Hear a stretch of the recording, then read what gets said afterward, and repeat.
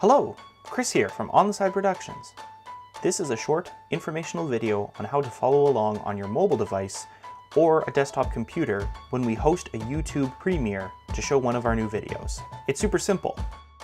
If you're using a mobile device, first navigate to your YouTube app. Once it's open and you've signed in, go ahead and search for On the Side Productions. You can subscribe to us on that page, and there's also an option to toggle the bell for any notifications anytime we upload a new video. Next, go over to the Videos tab and find the video that we're premiering.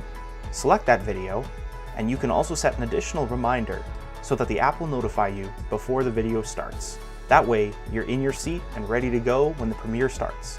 There's also a live chat option, which you can use to chat with us and the others watching the video. You can also toggle between top chat and live chat, which will show you every message. If you prefer to use a desktop or a laptop computer instead, start by clicking the link that we've provided on our Facebook post or copying and pasting the link into the address bar. That'll take you directly to the premiere page. You can set a reminder here, and you can also enter the chat and watch alongside the video. And that's it. Super simple.